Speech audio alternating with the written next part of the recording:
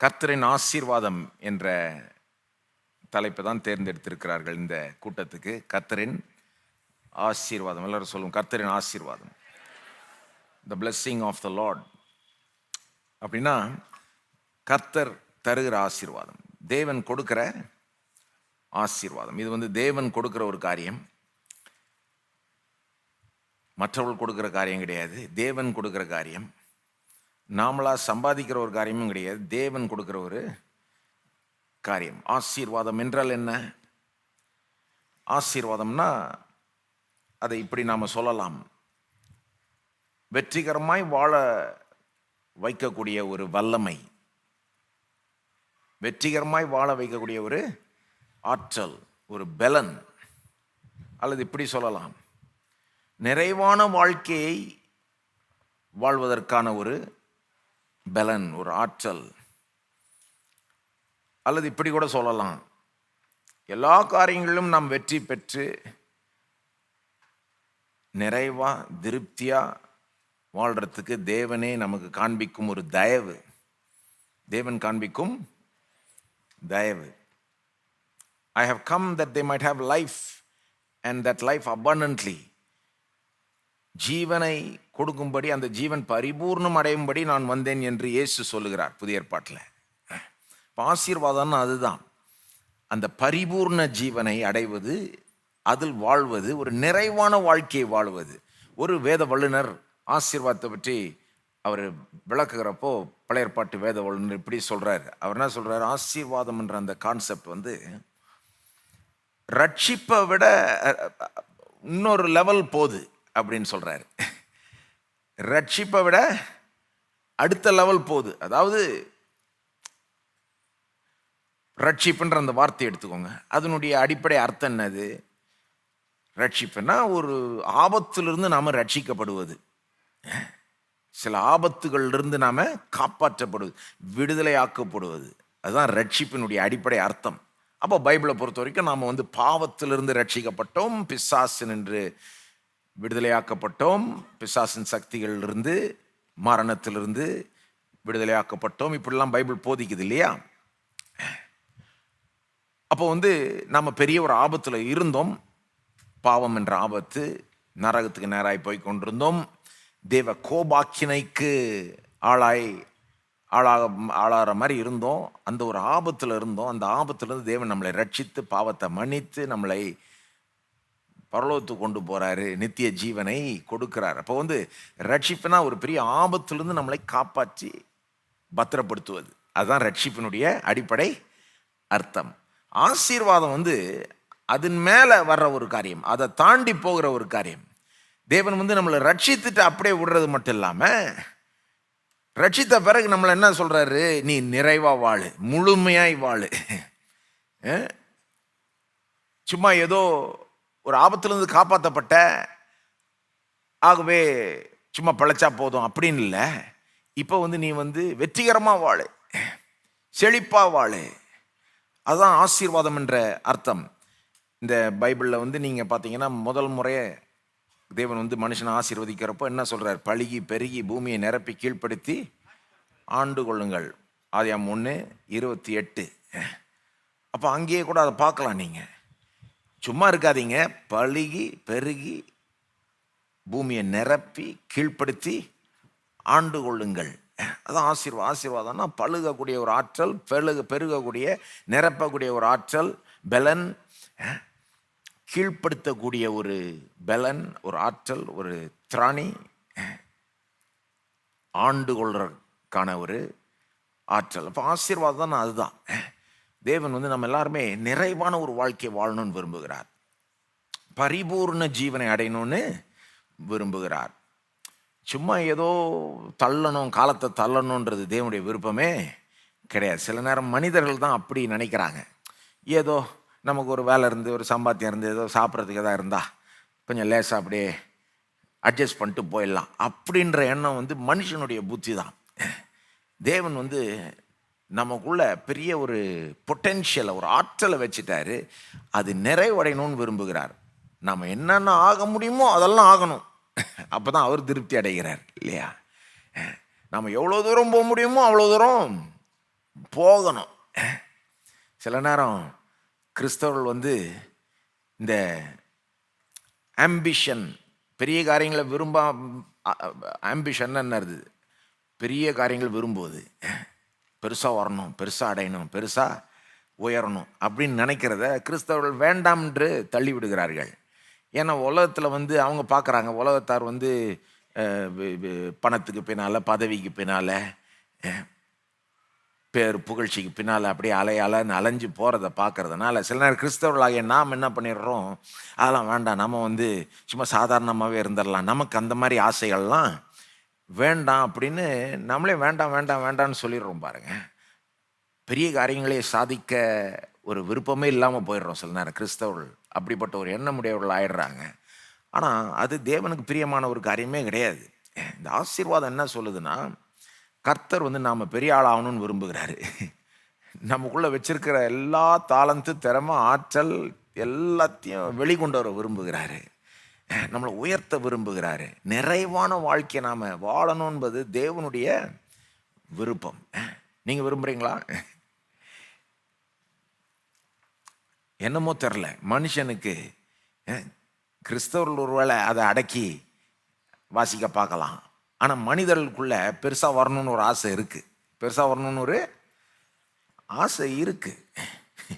நீங்கள் சும்மா யாரை வேணா கேட்டு பாருங்கள், ஒரு சின்ன பிள்ளைய கூட கேட்டு பாருங்கள், பெருசாக வரணும்னு ஒரு ஆசை இருக்குது. நான் நினைக்கிறேன் அந்த ஆசையை தேவனே வச்சுட்டார். தேவனே வச்சுட்டார். நாம் அவருடைய சாயல ரூபத்திலையும் படைக்கப்பட்டோம். ஆகவே இப்படிப்பட்ட பெரிய பெரிய ஆசைகளை தேவனே கொடுக்குறாரு.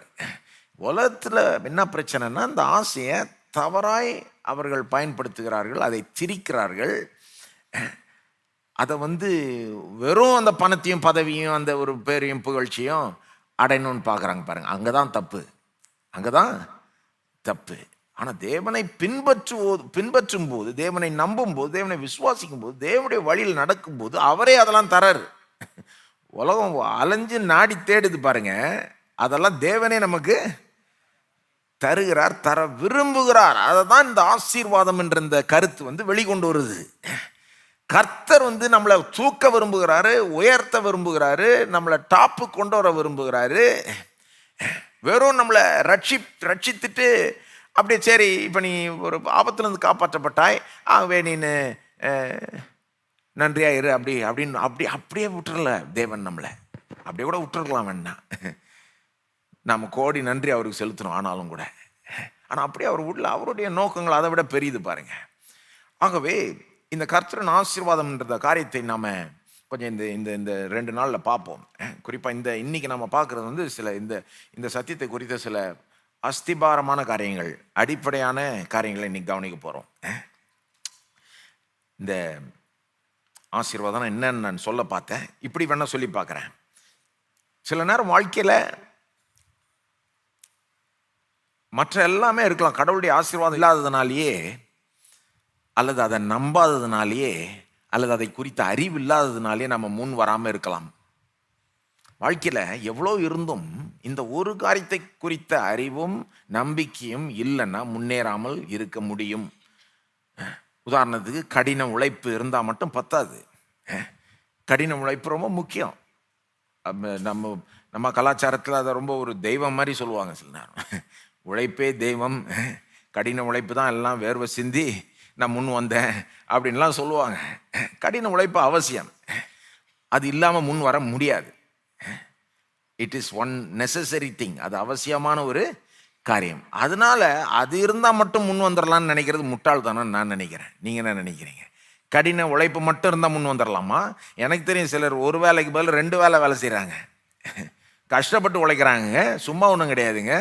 ஆனால் அவங்க கஷ்டப்பட்டு உழைச்சதுனால அவங்களால முன் வர முடியல.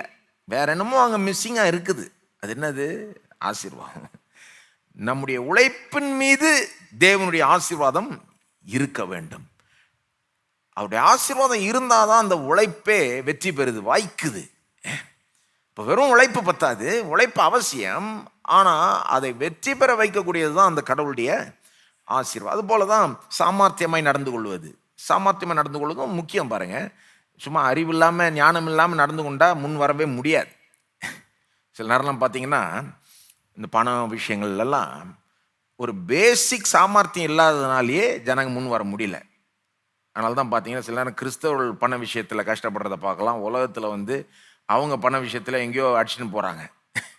கிறிஸ்தவர்களை விட அவங்க வந்து இந்த பணம் சம்பாதிக்கிறதுல அந்த விஷயத்தில் நம்மளை சில நேரம் அவுட் பீட் பண்ணிடுறாங்க. அதுக்கு ஒரு காரணம் என்னென்னா, சில நேரம் ஒரு ஏமாத்து வேலை நடக்குது, அதெல்லாம் நடக்குது. அதை சொல்ல நான் சிலர் வந்து டீசெண்டாக தான் இருக்காங்க, அவங்க கிறிஸ்தவனாகவும் இல்லை, ஆனால் ரொம்ப சாமர்த்தியமாக நடந்துக்கிறாங்க. பணத்தை குறித்த ஒரு ஞானம் அவர்களுக்கு உண்டு, ஒரு சாமர்த்தியம் அவர்களுக்கு உண்டு. அவசியம் பாருங்க.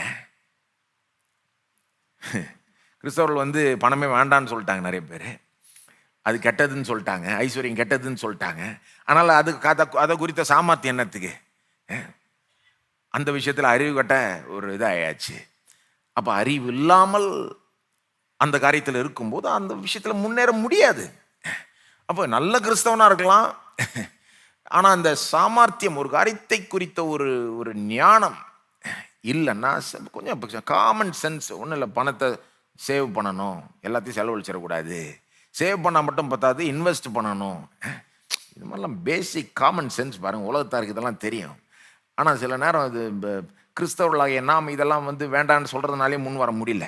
ஆனால் நான் சொல்கிறேன், என்ன சாமர்த்தியம் இருந்தாலும் கடவுளுடைய ஆசீர்வாதம் இல்லைன்னா முன் வர முடியாது. எல்லாம் ஃப்ளாப் ஆகிடலாம். என்ன சேகரித்தாலும் சேமித்தாலும் இன்வெஸ்ட் பண்ணாலும் எல்லாமே ஃப்ளாப் ஆகக்கூடிய ஒரு உலகம்.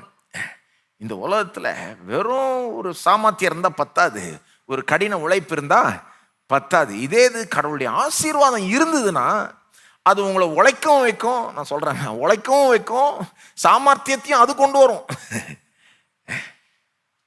அதாவது எல்லாமே இருந்து கடவுளுடைய ஆசீர்வாதம் இல்லைன்னா முன் வர முடியாது. கடவுளுடைய ஆசீர்வாதம் மட்டும் இருந்தால் எதுவுமே இல்லைனாலும் முன் வந்துடலாம். ஏன்னா இது எல்லாத்தையுமே கொண்டு வந்துடும். நீங்கள் தேவன் உங்களை ஆசீர்வதிச்சிட்டார் நம்பி பாருங்க, கூடி சீக்கிரம் நீங்கள் வந்து உழைக்க ஆரம்பிச்சிருவீங்க.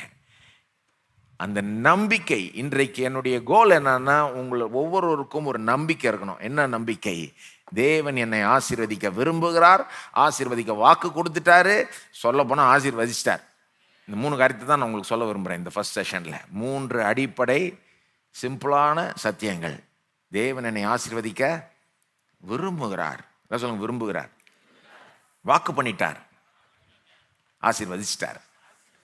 இந்த 3 காரியங்களை நீங்கள் புரிந்து கொண்டீர்களானால் நீங்கள் இந்த கர்த்தரின் ஆசீர்வாதத்தை குறித்த ஒரு நம்பிக்கை உங்களுக்கு வந்துடும். நம்பிக்கை வந்துருச்சுன்னு வைங்களேன், மற்ற எல்லாமே அடுத்தது வரலாம். நான் சொன்னது போல் உழைப்பு இருக்கணும், சாமர்த்தியம் இருக்கணும், ஞானம் இருக்கணும், ஆனால் நம்பிக்கை அதெல்லாம் வரவழைச்சிடும். நம்பிக்கை இல்லைன்னா அதெல்லாம் இருந்து பிரயோஜனம் இல்லை. நம்பிக்கை இருந்ததுன்னா அது வந்துடும். அதை நீங்கள் எடுத்து செய்கிறப்போ உங்கள் முயற்சிகள் வாய்க்கும், உங்கள் முயற்சிகள் வாய்க்கும். அப்போ இந்த 3 அடிப்படை காரியங்களை பார்ப்போம் பாருங்க. எந்த 3 அடிப்படை காரியங்கள்? தேவன் உங்களை ஆசீர்வதிக்க விரும்புகிறார், வாக்கு பண்ணிட்டார், ஆசீர்வதித்து விட்டார் ஏற்கனவே. முதலாவது, தேவன் உங்களை ஆசீர்வதிக்க விரும்புகிறார். இது ஏன் நீங்கள் அதை பார்க்க, இது ரொம்ப அடிப்படை ஒரு காரியம். ஆசீர்வதிக்க விரும்புகிறார்ன்றதை முதல்ல நம்பணும். இன்னைக்கு நிறைய பேருக்கு வந்து ஏன் ஆசீர்வாதம் வந்து கையில் சேர மாட்டேங்குதுன்னா, கடவுள் மேலே அந்த ஒரு நம்பிக்கை இல்லை, விசுவாசம் இல்லை. சிலர் வந்து சபிக்கிற தேவன் அப்படின்னு நினச்சிக்கிட்டு இருக்காங்க. சிலர் வந்து அவரை சந்தேகப்பட்டு இருக்காங்க, ஆசீர்வதிப்பாரா இல்லையா, கடவுள் என்ன ஆசீர்வதிப்பாரா இல்லையா. சரி, நான் விரும்புகிறேன், கடவுளுடைய ஆசீர்வாதத்தை பெறணும்னு நான் விரும்புகிறேன். என்னுடைய வேலையில், என்னுடைய குடும்பத்தில், என்னுடைய பண காரியங்களில், பண விஷயங்களில், அல்லது என்னுடைய வாழ்க்கையின் மற்ற ஏரியாஸில் நான் வந்து கடவுளுடைய ஆசீர்வாதத்தை பெற விரும்புகிறேன். ஆனால் அவர் எனக்கு தர விரும்புகிறாரான்ற ஒரு சந்தேகம் இருக்கிற வரைக்கும் நீங்கள் ஆசீர்வாதத்தை பெற்று அனுப்பிக்க முடியாது. விசுவாசம் இல்லாமல் தேவனை பிரியப்படுத்துவது கூடாத காரியம். அப்போ வந்து அவர் என்ன ஆசீர்வதிப்பு விரும்புகிறாரா இல்லையா, கொடுக்க விரும்புகிறாரா இல்லையான்னு இப்படின்னு நினச்சிட்டு இருக்கிற வரைக்கும் நாம் வந்து அவருடைய ஆசீர்வாதத்தை பெற்று அனுப்பிக்க முடியாது. அவரிடத்தில் வருகிறவன் அவர் உண்டென்றும் அவர் வந்து உண்மையாய் அவரை தேடுகிறவனுக்கு பலனளிக்கிறார் என்பதை விசுவாசிக்க வேண்டும். அது அடிப்படை. இப்போ பேசிக்காக என்ன நம்பணும்? அவர் என்னை ஆசீர்வதிக்க விரும்புகிறார், அவர் அப்படிப்பட்ட கடவுள், என்னை ஆசீர்வதிக்கிற விரும்புகிற கடவுள். நான் சொல்ல விரும்புகிறேன், நீங்க ஆசீர்வாதத்தை விரும்புறதை விட தேவன் உங்களை ஆசீர்வதிக்க விரும்புகிறார். நம்புறீங்களா? நீங்க ஆசீர்வாதத்தை விரும்புறதை விட உங்க வேலை, உங்க குடும்பம், உங்க சம்பாத்தியம், உங்களுடைய ஆவி, ஆத்துமா, சரீரம் எல்லாம் நல்லா இருக்கணும் நீங்க விரும்புறீங்களா? இல்லை குட்டி சோறா போகணுன்னு விரும்புறீங்களா? நம்ம எல்லாருமே நல்லா இருக்கணும்னு தான் விரும்புகிறோம். அது நல்லது இல்லையா? நல்லது. ஆனால் நாம நல்லா இருக்கணுன்றதை விரும்புறதை விட தேவன் நாம நல்லா இருக்கணுன்றதை விரும்புகிறார். நம்புறீங்களா? அதை இது சும்மா சொல்ல பாருங்க. இதுக்கு 2 ப்ரூஃப் கொடுக்குறேன் நான். தேவன் இது 2 ப்ரூஃப். ஒரு ப்ரூஃப் வந்து ஆதியாகமம் 1:28. நீங்கள் ஆசீர்வாதத்தை விரும்புகிறத விட அவர் உங்களை ஆசீர்வதிக்க விரும்புகிறார். எப்படி தெரியும் எனக்கு? ஏன்னா தேவன் மனிதனிடத்தில் செய்த முதல் காரியமே அவனை ஆசீர்வதிப்பது. தேவன் மனுஷன்ட்ட முதல்ல என்ன செஞ்சார்? மனுஷன்ட்ட முதல்ல என்ன பேசினார்? முதல்ல மனிதனிடத்தில் எப்படி நடந்து கொண்டார்? பைபிளை திறந்தீங்கன்னா இவ்வளோ பெரிய பைபிள் இருக்கு. இதில் வந்து ஒரு பக்கத்தை வாசித்தாலே கடவுளை பற்றி சில காரியங்களை புரிஞ்சுப்பீங்க. முதல் பக்கத்திலே மனுஷன்ட்ட அவர் ஃபர்ஸ்ட் நடந்துக்கிற விதத்திலே நாம் என்ன புரிஞ்சுக்கிறோம்? அவர் எப்படிப்பட்டவர்ன்றதை புரிஞ்சுக்கிறோம். ஒருத்தருடைய ஆங்கிலத்தில் சொல்லுவாங்க பாருங்க, first impression is the best impression சொல்லுவாங்க. ஒருத்தரை சந்திக்கிறப்போ அவங்க முதல்ல உங்கள்கிட்ட எப்படி பேசுகிறாங்க, எப்படி கை கொடுக்குறாங்க, எப்படி உங்களை நடத்துகிறாங்கன்றதெல்லாம் முக்கியம் இல்லையா? அதனால தான் இன்டர்வியூ போகிறப்பெல்லாம், எப்பா உன்னை முதல்ல சந்திக்கிறப்ப நல்லா கை கொடு, நல்ல ஒரு சிரித்த முகமா, இந்த வேலையில் உனக்கு இன்ட்ரெஸ்ட் இருக்குன்றத காமின்னுவாங்க. ஏன்னா நீ ஃபர்ஸ்ட் எப்படி நடந்துக்கிறியோ அது உன்னை பற்றி நிறையா வெளிப்படுத்துதுன்னுவாங்க. அப்போ தேவன் மனிதத்தில் வர்றப்போ ஃபர்ஸ்ட் எப்படி முதல்ல எப்படி தம்மையை வெளிப்படுத்துகிறார் என்பதை கவனிங்க. அங்கே அவருடைய உள்ளம் வெளிப்படுது. அவர் எப்படிப்பட்டவர் என்பது வெளிப்படுது. மனுஷன்ட்ட தேவன் செய்த முதல் காரியம் என்னது? அவனை ஆசீர்வதித்தார். திரும்ப உங்களுக்கு, மனுஷன்ட்ட தேவன் செய்த முதல் காரியமே ஆசீர்வதித்தார். வேற எதையும் செய்யல. ஃபர்ஸ்ட் அவனை அப்படிதான் பைபிள் சொல்லுது நமக்கு. பாருங்க, ஆதியாகமம் 1:26 தேவன் சொல்றாரு, நமது சாயல ரூபத்திலையும் மனுஷனை உண்டாக்குவோமாகன்னு சொல்லிட்டு 27 உண்டாக்குறார்.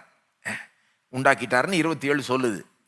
ஆணும் பெண்ணுமாக அவர்களை சிருஷ்டித்தார் 27 சொல்லி முடிச்ச உடனே 28 பின்பு தேவன் அவர்களை நோக்கி, நீங்கள் பலுகி பெருகி பூமியை நிரப்பி அதை கீழ்ப்படுத்தி சமுத்திரத்தின் மச்சங்களையும் ஆகாயத்து பறவைகளையும் பூமியின் மேல் நடமாடுகிற சகல ஜீவ ஜந்துகளையும் ஆண்டு கொள்ளுங்கள் என்று சொல்லி தேவன் அவர்களை ஆசீர்வதித்தார். எல்லாம் சொல்லுங்க, தேவன் அவர்களை ஆசீர்வதித்தார். முதல்ல அதான் பண்றாரு. ஆக்சுவலாக தமிழ் பைபிளில் வர்றதை விட ஒரிஜினல் மொழியில், எபிரேய மொழியில் மற்றும் சில ஆங்கில மொழிபெயர்ப்பில் இன்னுமே இந்த ஆசீர்வதித்தார்ன்றது வலியுறுத்தப்படுது. அதாவது தமிழ் பைபிளில் கடைசி வார்த்தையாக வந்துடுது. 28ஆம் வசனத்தில் எங்கே வருது ஆசீர்வதித்தார்னு? கடைசி வார்த்தை. சரி, அது ஒன்றும் பெரிய ஒரு இது இல்லை. ஆனால் ஒரு எபிரேய மொழியில் எப்படி திரும்ப வருது?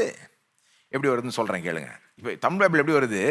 அவர் பலுகி பெருகி பூமியை நிரப்பி கீழ்ப்படுத்தி ஆண்டுகொள் என்று சொல்லி ஆசீர்வதித்தார் அப்படின்னு வருது. ஆனால் நீங்கள் ஆங்கில மொழிபெயர்ப்புள்ள வாசித்து பாருங்க, அல்லது ஒரிஜினல் எபிரேய மொழி. நமக்கு தமிழோ ஆங்கிலமோ முக்கியம் கிடையாது. அதை விட முக்கியம் வந்து ஒரிஜினல் எபிரேய மொழி. இதெல்லாம் மொழிபெயர்ப்பு தான். இதெல்லாம் மொழிபெயர்ப்பு தான். ஆனால் தேவன் அந்த வார்த்தைகளை ஆவியானவர்னால ஏவி மோசையின் இடத்துல கொடுத்தப்போ எபிரேய மொழியில் கொடுக்குறாரு. அந்த மொழியில் எப்படி வருதுன்னா, தேவன், அதாவது 28 எப்படி வருதுன்னா, பின்பு தேவன் அவர்களை ஆசீர்வதித்தார். பின்பு தேவன் அவர்களிடத்தில் சொன்னார், நீங்கள் பலுகி பெருகி பூமியை நிரப்பி கீழ்ப்படுத்தி. நல்லா கவனிங்க, ஆங்கிலத்தை வாசித்தீங்கன்னா பார்ப்பீங்க, and God blessed them and God said to them. அதாவது இதெல்லாம் சொல்லி ஆசீர்வதிச்சாருன்னு கிடையாது, ஆசீர்வதித்தார் பின்பு சொன்னார். அப்படிதான் வருது. அப்படிதான் வருது.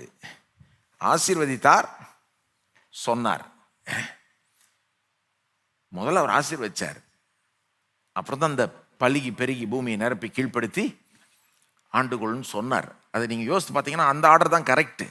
ஏன்னா அவர் ஆசீர்வதிக்கலன்னா அந்த கட்டளை அவர்களுக்கு கொடுக்க முடியாது. பலுகி பெருகி பூமியை கீழ்ப்படுத்தி ஆண்டு கொள்ளுங்கன்றது ஒரு கட்டளை. போய் இதை செய். என்ன செய்? பலுகி பெருகி பூமியை நிரப்பி கீழ்ப்படுத்தி ஆண்டு கொள்ளுங்கள். அது வந்து ஒரு கட்டளை.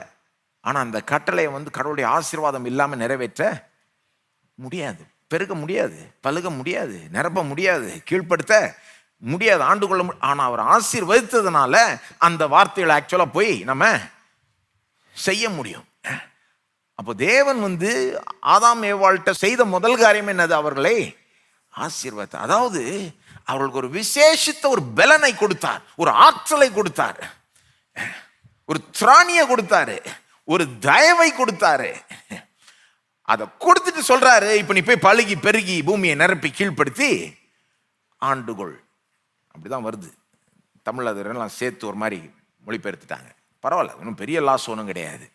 ஆனால் அந்த அந்த அந்த ஒரிஜினலில் பார்த்தீங்கன்னா அது ஒன்றுமே அது ரொம்ப முக்கியமாக இருக்குது. ஃபர்ஸ்ட் அவர் ஆசீர்வதிச்சார், அப்புறம் சொன்னார். அப்போ நான் சொல்கிறேன், இது தேவனுடைய உள்ளத்தை காண்பிக்குது. மனுஷன்ட்ட அவர் செய்த ஃபர்ஸ்ட் காரியம் என்னது? ஆசீர்வதிச்சார். அப்போ என்ன காண்பிக்குது? அவருக்கு ஆசீர்வாதம் ரொம்ப முக்கியம். நம்முடைய ஆசீர்வாதம் அவருக்கு ரொம்ப முக்கியம். நீங்க ஆசீர்வதிக்கப்பட்டு இருக்கணும்ன்றது உங்களுக்கு முக்கியன்றதை விட அவருக்கு முக்கியம் நான் சொல்ல விரும்புகிறேன்.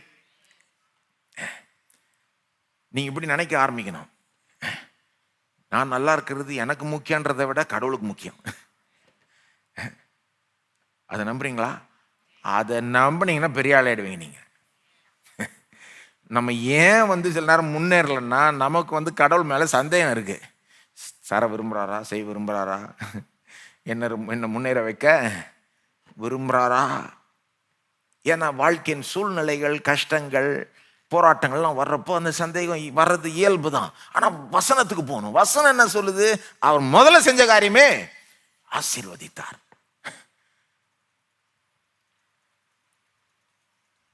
இது கடவுளை நமக்கு எப்படி வெளிப்படுத்துது பாருங்க. அவர் ஆசீர்வதிக்கிற தேவன். ஒரு பாடலை பாடுவோம் எங்க சபையில, ஆசீர்வதிக்கும் தேவன். உண்மையிலே அவர் ஆசீர்வதிக்கும் தேவன். கடவுளை பற்றி எப்படி எப்படியோ நினைச்சிக்கிட்டு இருக்காங்க. நான் சொல்றேன், நாம கடவுளை பற்றி நினைக்கிற எண்ணங்கள் தான் நம்முடைய எதிர்காலத்தை நிர்ணயிக்க போகிறது. கடவுளை பற்றி நாம நினைக்கிற எண்ணங்கள் தான் நம்முடைய எதிர்காலத்தை நிர்ணயிக்க போகிறது. கர்த்தர் நல்லவர், என்னை ஆசீர்வதிக்க காத்துக்கிட்டு இருக்காரு. நான் விரும்புறத விட அவர் தான் ரொம்பவே விரும்புறாரு. நீங்க நினைச்சு பாருங்க, பேசி பாருங்க, உங்க வாழ்க்கை முற்றிலுமா வேற ஒரு திசையில போகும். நிறைய பேர் கடவுளை பற்றி வேற மாதிரி நினைக்கிறாங்க. அவர் ஒரு தூரத்தில் இருக்கிற ஒரு பாஸ் மாதிரி நினைக்கிறாங்க. அதான் நம்ம உலகத்தில் நிறைய கம்பெனிஸ் இருக்குல்ல, பெரிய பெரிய கம்பெனிங்க, ஆயிரக்கணக்கான வேலையாட்கள் இருப்பாங்க. அந்த பாஸ் எங்கேயோ இருப்பார். அந்த பாஸ் அந்த வேலை செய்கிற ஆளை பார்க்கவே மாட்டார், பார்க்கவே முடியாது, அவ்வளோ பெரிய அந்த மாதிரி நினச்சிட்டு இருக்காங்க நிறைய பேர் கடவுளை. லட்சக்கணக்கான மக்கள் இருக்காங்க, அதில் நம்ம ஒன்று, அவர் ரொம்ப தூரமாக இருக்கார், அவர் நம்மளை எங்கே கண்ணோக்கி பார்க்க போகிறாரு, நம்மளை எப்படி நினச்சி பார்ப்பார், இதெல்லாம் அவருக்கு 1008 வேலை இருக்கும் இல்லையா? அப்படிதான் நினச்சிட்டு இருக்காங்க. அப்போ முன்னேற முடியாது. இப்படி நினச்சிட்டு இருக்க வரைக்கும் முன்னேற முடியாது, கிடையாது. தேவன் தூரத்தில் இருக்கிற ஒரு பாஸ் மாதிரி கிடையாது, கிட்டத்தில் இருக்கிற ஒரு தகப்பனை போல. ஒரு பாஸ் மாதிரியா நடந்துக்கிறாருங்க. நீங்கள் வேலைக்கு ஒரு ஆள் எடுக்கிறீங்கன்னா எப்படி அவங்கள ஃபர்ஸ்ட் அவங்கள்ட்ட எப்படி நடந்துப்பீங்க யோசித்து பாருங்க. வேலைக்கு ஒரு ஆள் எடுக்கிறீங்கன்னா ஃபர்ஸ்ட் டே வேலைக்கு வராங்க, அவங்கள்ட்ட எப்படி நீங்கள் நடந்துப்பீங்க? நீங்கள் ஒரு நிறைய ரூல்ஸ் கொடுப்பீங்க, நிறைய கடமைகள். எப்பா நீ கரெக்டாக 9 மணிக்கு வரணும், அப்புறம் கொடுக்குற வேலையெல்லாம் செய்யணும், லஞ்ச் பிரேக் 1/2 மணி நேரம் தான், சும்மா நேரத்தை வீணாக்கிட்டு இருக்கோம். அப்புறம் இந்த ஃபோனில் சும்மா ரீல் பார்த்துக்கிட்டு இருக்கிறது, நாங்கள் கொடுக்குற இன்டர்நெட்டை வச்சுக்கிட்டு கண்டதையும் டவுன்லோட் பண்ணிக்கிட்டு இருக்கிறது, நேரத்தை இதெல்லாம் மட்டும் கரெக்டாக வேலையை செய்யணும். உன் கம்ப்யூட்டரில் நீ என்டர் பண்ணுற கீ ஸ்ட்ரோக் கூட நாங்கள் ரெக்கார்ட் பண்ணுவோம். மரியாதையாக வேலை செய்யும், மரியாதையாக 5 மணி வரைக்கும் வேலை செய்யும், 6 மணிக்கு வேலை செய்யும், சில நேரம் 8 மணி வரைக்கும் இருந்து வேலை செஞ்சுட்டு தான் போகணும், வேலையை முடிச்சுட்டு தான் போகணும். அப்படி தான் அது. கரெக்டாக இப்படி செஞ்சேன்னா ஒரு மாதம் முடிகிறப்போ இவ்வளோ சம்பளம் கிடைக்கும் உனக்கு. அதுலேயும் இதை பிடிச்சிட்டு தான் இப்படி தானே பேசுவோங்க. வேலைக்கு ஒரு ஆள் எடுக்கிறோன்னா எப்படிங்க பேசுவோம்? அப்படி தானேங்க பேசுவோம். அதாவது மரியாதையாக இருந்தால் சம்பளம் கிடைக்கும், நல்லா இருப்ப, முன்னேறலாம் இந்த கம்பெனியில் அப்படின்ற ஒரு இதில் தான் நாம் பேசுவேன் மொழிய. அவங்க வந்தோடனே நீ நல்லா இருப்பா அப்படின்னு நான் சொல்லுவோம். ஆனால் தேவன் அப்படி தான் பண்ணுறாரு. மனுஷனை உண்டாக்கின உடனே ஆசீர்வதிச்சுட்டு கட்டளை கொடுக்குறாரு. அந்த கட்டளை கூட ரொம்ப அருமையாக இனிமையாக இருக்குது. நீங்கள் பழுகி பெருகி பூமியை நிரப்பி கீழ்ப்படுத்தி ஆண்டு கொள்ளுங்க, ராஜாவா மாதிரி இருன்றார். நான் வந்து ராஜாதி ராஜா, எனக்கு கீழே நீ ஒரு ராஜாவை மாதிரி இரு, ராணிய மாதிரி இரு, எல்லாத்தையும் ஆளு. ஏங்க இதுதாங்க தேவன், இதுதான் நம்முடைய தேவன்.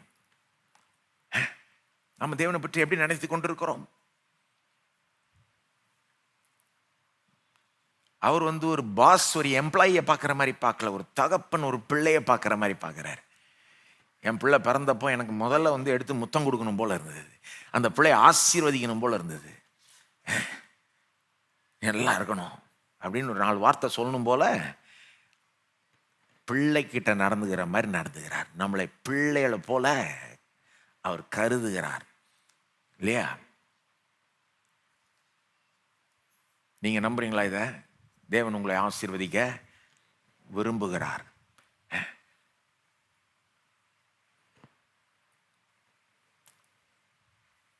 கடமைகள் பரிசுத்தமா வாழ்றதெல்லாம் கூட அப்புறம் தான் வருது, ஆதியாகமம் 1 வரல. ஆதியாகமம் 1 சில கிறிஸ்தவங்க என்ன சொல்றாங்க, கடவுள்கிட்ட முதல் வந்து பரிசுத்தம் தான். எனக்கு தெரியல அது. கடவுள்கிட்ட ஃபர்ஸ்ட் நீ பரிசுத்தமா வாழு அப்புறம் பார்க்கலான்னாரா? அப்படி சொல்லல. அப்படியா சொன்னாரு? 2ஆம் அதிகாரத்துல தான் பரிசுத்தமே வருது. 2ஆம் அதிகாரத்துல என்ன வருது?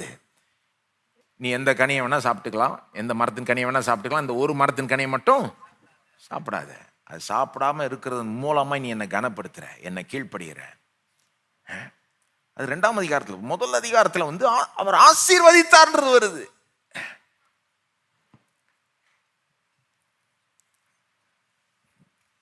பரிசுத்தத்தை நான் பழிச்சு பேசணும்னு சொல்ல, அதாவது எதை ஃபர்ஸ்ட் வைக்கணுமோ ஃபர்ஸ்ட் வைக்கணும்.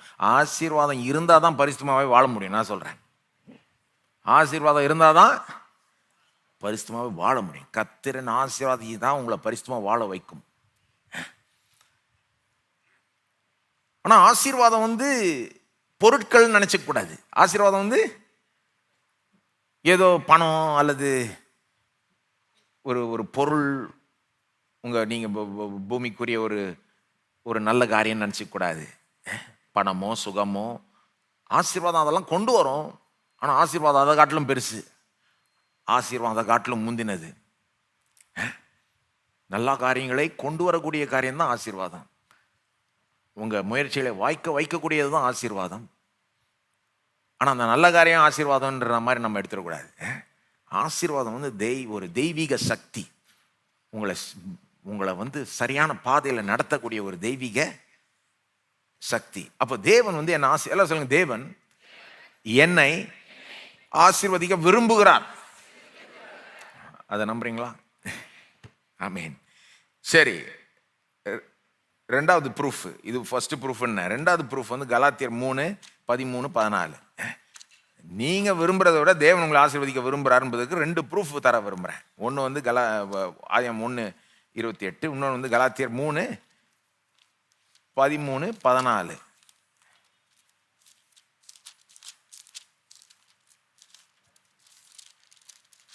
இது என்ன சொல்லுது நமக்கு? இயேசுனுடைய சிலுவை மரணத்தில் என்ன நடந்ததுன்றதை சொல்லுது இல்லையா? மரத்திலே தூக்கப்பட்டவன் எவனும் சபிக்கப்பட்டவன் என்று எழுதியிருக்கிறபடி கிறிஸ்து நமக்காக சாபமாகி நியாயப்பிரமாணத்தின் சாபத்திலிருந்து நம்மை நீங்களாக்கி மீட்டு கொண்டார். ஆபிரகாமுக்கு உண்டான ஆசீர்வாதம் கிறிஸ்து இயேசுவினால் புறஜாதிகளுக்கு வரும்படியாகவும் ஆவியை குறித்து சொல்லப்பட்ட வாக்கு தத்தம் நாம் விசுவாசத்தினாலே பெரும்படியாகவும் இப்படி ஆயிற்று. இப்ப இது என்ன சொல்லுதுன்னா, நமக்கு ஆசீர்வாதம் வந்து சேரும்படிதான் நம்முடைய ஆண்டவராய் இயேசு கல்வாரி சிலுவையில சாபமானாராம். உங்களுக்கு தெரியுமா? இயேசு வந்து கல்வாரி சிலுவையில சாபமானார். அப்படியே சொல்லுது 13ஆம் வசனம். பார்த்தீங்களா? அத கிறிஸ்து நமக்காக சாபமாகி, எல்லாம் சொல்லுங்க, கிறிஸ்து நமக்காக சாபமாகி. அப்படின்னா என்னங்க அர்த்தம்? யோசித்து பாருங்க. இயேசு வந்து எவ்வளோ பாடுபட்டு மரிச்சார் சிலுவையில், எவ்வளோ பாடுபட்டு மரிச்சார். எல்லாரும் ஒத்துக்கிறாங்க, கிறிஸ்தவர்கள் இல்லாதவர்கள் கூட ஒரு காரியத்தை ஒத்துக்கிறாங்க. என்னன்னா, இயேசு வந்து ரொம்ப நல்லவர், நல்லது செஞ்சவர், யாருக்கும் தீமை செய்யல, அவர் எல்லாருக்கும் நன்மையை தான் செஞ்சார். அவரை போல ஒரு பரிசுத்த மனுஷன் வாழ்ந்ததே இல்லைன்றத கிறிஸ்தவத்துக்கு வெளியே இருக்கிற ஆட்கள் கூட ஒத்துக்கிறாங்க.